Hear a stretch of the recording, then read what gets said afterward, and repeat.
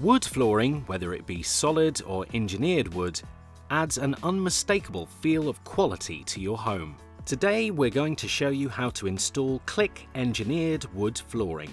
It can be a difficult decision to make when you're choosing which wood to install in your home. Solid wood can be quite challenging for DIYers to fit, so we would recommend leaving it to the professionals. So today we're going to show you how to install ClickFit engineered wood. Before we do that, it's important to prepare. Let's take a look.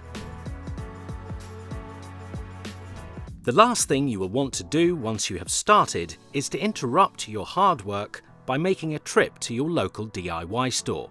So before we begin to fit, here's a list of tools you'll likely need. Hacksaw for cutting materials. Spacers to maintain the expansion gap. Knocking block and rubber head hammer to safely secure the boards together. Pulling bar to secure the boards in tight spaces. Miter block or miter shears for cutting scotia at a 45-degree angle. Chisel to undercut door frames and skirting. Utility knife to cut underlay. Tape measure to get the correct measurements. Duct tape used to join the sections of underlay together for a secure fit. Circular saw for cutting materials. Multi-tool to undercut door frames and skirting. Jigsaw for precise cuts and awkward obstacles. Pin gun or smaller hammer and pins to attach the scotia. Before installing our wood floor, it's really important to acclimatise the product in its packaging up to 7 days before. The reason for this is temperatures from outside to indoors, there can be a big wide range of temperatures, and if we install it when the floor is cold, it could expand and then create lumps in the floor and damage your brand new wood floor. Also, before installing, we need to check for any moisture in the floor. The room we're installing here is a bedroom, but we could still check the wood here because there could be moisture from your walls going into your wood. But it's more important when we're downstairs on a concrete floor to check for any moisture, because that moisture will damage your wood floor.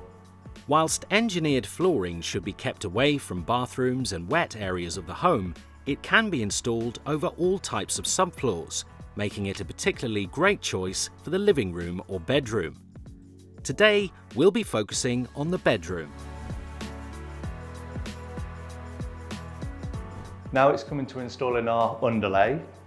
We've hoovered and checked for any nails or any staples that might be lifted up out of the floor, so we've got a nice smooth subfloor. When installing our underlay, we need to know what direction we're going to fit our wood floor. Usually we send the length of the wood along the longest distance of the room or towards our light source. In the room we're in here, it's a square room, so we're mainly looking at our light source or the flow of how you walk in the room. So we've decided here we're going to go this direction with our wood floor, so our underlay would be fitted at a 90-degree angle to our wood. When installing your underlay, obviously we place it in the room, cutting with a straight blade, and we tape all our joints so that the underlay is not moving underneath your wood floor. The importance of our underlay, it's for acoustics in the room. It gives a little bit more comfort underneath the floor. Even though it's a wood floor, it gives that softer feel. The main reason is for our noise and decibel reduction and impact noise going down into the rooms below. Now we've installed our underlay, taping all the joints, the first obstacle we'll come across is our door. We need to check that the door opens freely over our wood floor. So all I do here is place our wood floor here and just check the door freely goes over our wood. And we're doing the closed position as well. The reason for this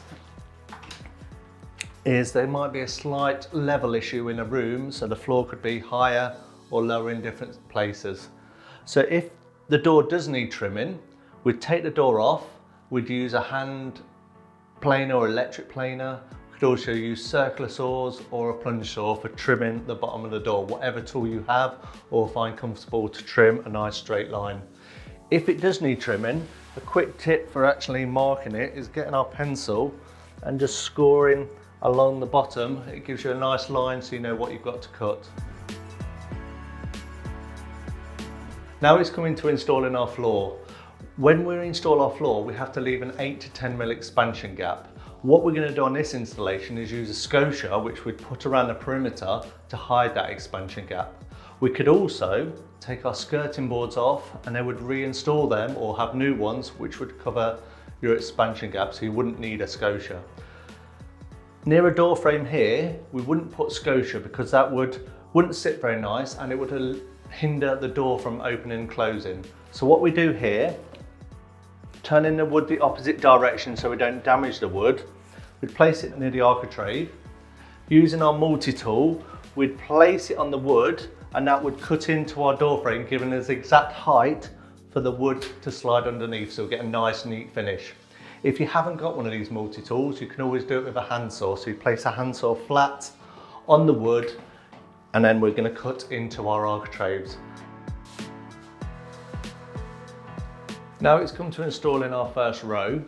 We always start from left to right with this plank because we've got our tongue and groove. It's a lot easier to insert the tongue into the grooves. So when we install our first row, as we did earlier, we undercut the architrave so that the wood slides neatly underneath there.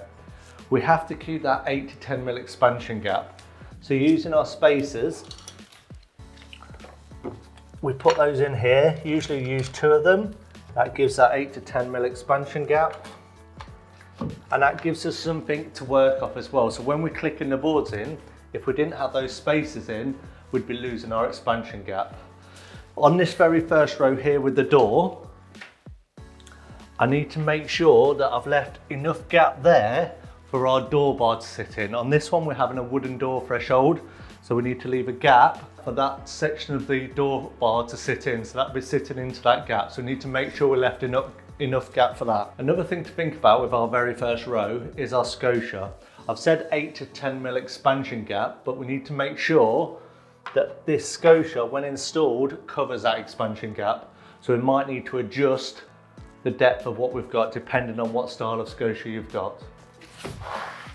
Place our board in position, then using our spacers to make sure we keep that expansion gap.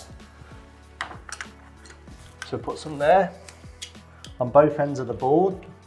Generally we use 2, but you could use 1, but as these slide together, we can make it bigger or smaller, that expansion gap.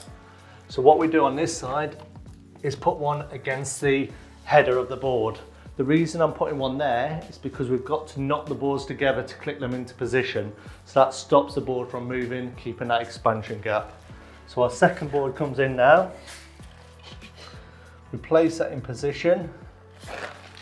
And to get that last little bit together, we're going to just knock the boards in carefully using our knocking block and rubber mallet. And then we'll just check that they've locked in together, and then we'll just put more spacers along our row here, and then we'll continue the process as we go along the floor. Now we've installed our first few rows here, as you can see, what we try and do is stagger the joints. We have a minimum of 200 to 300 mil gap between the joints. So what we do, once we take an offcut from our end here, sometimes that becomes our starter board. If it doesn't, we have to just put another board, recut it, and just stagger the joints over the whole floor. So now we've come to an obstacle in the room.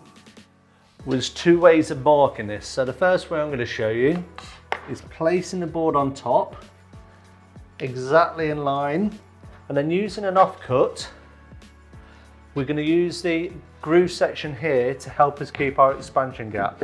So I'll push that against the wall, and with my pencil, I'm just going to mark along here, and that'll give us that guide of where we're going to cut.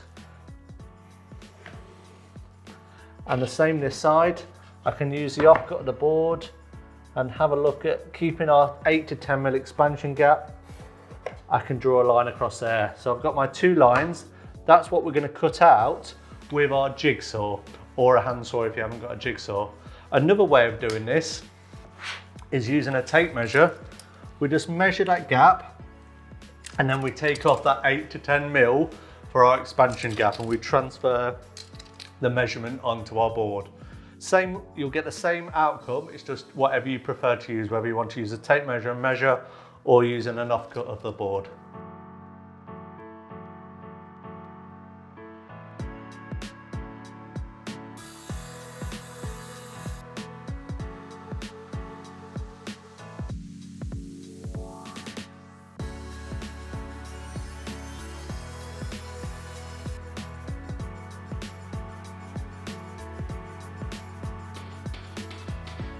Now we've installed most of the floor, we've come to our last row here.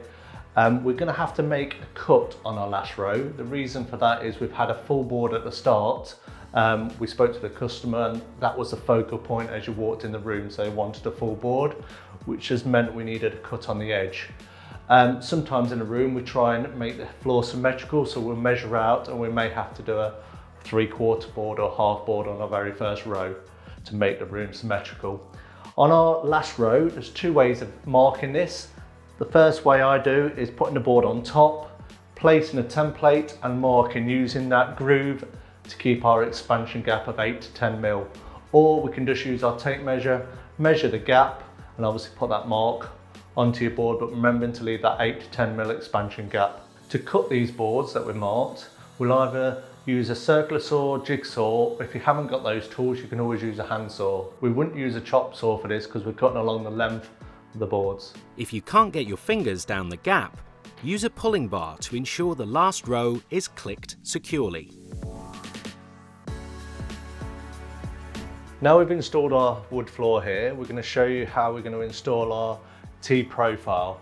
This is our T-profile. As you can see, it's got this section here that goes in the gap between the wood and the carpet here, and that section would sit on top of the wood and on top of the carpet there. The reason we're using this one is because we've got the same level. If we have a ramp down to a different floor, we'd use a ramp profile, or we can have a wood to carpet profile, depending on what situation you have. So here I can see there's some underlay. So what we'd do, we'd cut that bit of underlay away because we want to glue this door bar in place. So we want to glue it onto our subfloor, not onto the underlay, because we won't actually get a good adhesion here to the floor. So I'm just going to cut this section away.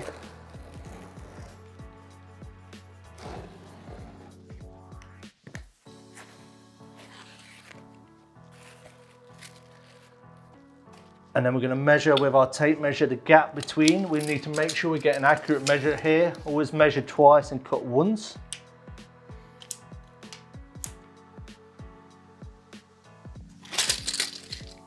And then we'll transfer that measurement onto the door bar. Just double check what we're doing. So I've measured that. I'm always just going to double check my measurement here, just to check I've got it right. To cut this now, we can either use my chop saw. If you haven't got the chop saw, you can use your hacksaw. So you can cut carefully with a hacksaw on a workbench or a jigsaw as well. So there's a few ways of cutting this, whatever you feel comfortable and whatever tools you have.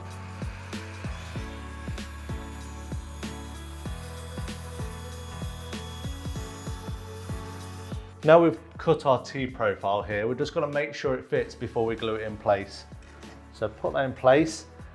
And where we install the profile, we want the door to be able to shut and it sits over the top of our profile here. So that fits. I'll take that out.